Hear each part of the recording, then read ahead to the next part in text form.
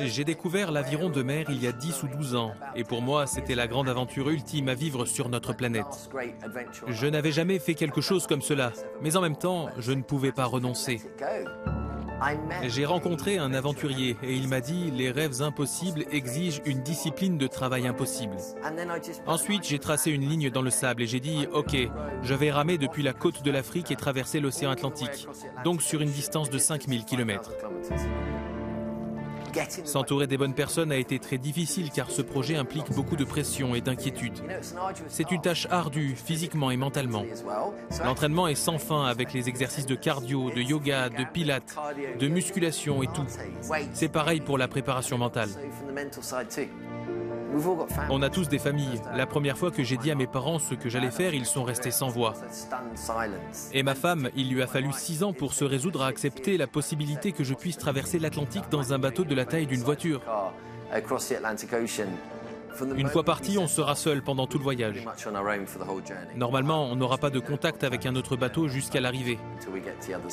On ramera 2 heures, puis on fera une pause de 2 heures.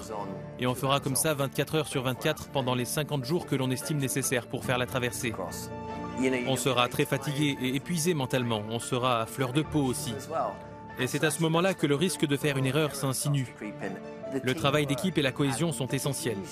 Si on est dans une tempête et qu'une grosse vague nous fait tomber par-dessus bord, je devrai compter sur les autres. Et ils devront compter sur moi à 2000%. Au final, on compte les uns sur les autres pour nous sauver la vie. Alors qu'est-ce qui va nous faire continuer? Et pourquoi fait-on cela? Il ne s'agit plus seulement de mon rêve de traverser l'Atlantique à la rame, mais d'inspirer la prochaine génération, de montrer l'exemple à mes enfants et aux élèves des écoles. C'est une source d'inspiration de voir qu'une personne ordinaire réalise quelque chose que beaucoup de gens trouvent extraordinaire et impossible. On a dû financer ce projet. Ma chance, c'est que je vis à Dubaï et qu'il y a ici des gens prêts à soutenir ce type d'aventure. En plus de réaliser cela pour moi, ma famille et notre équipe, on a maintenant les élèves et les partenaires commerciaux derrière nous. On porte les espoirs et les rêves d'un très grand nombre de personnes. Ce projet a nécessité tant de travail, des heures et des heures de travail. Si on s'est tant préparé et entraîné, c'est pour ce moment du départ et j'ai tellement hâte d'y être. And I simply can't wait for it to arrive.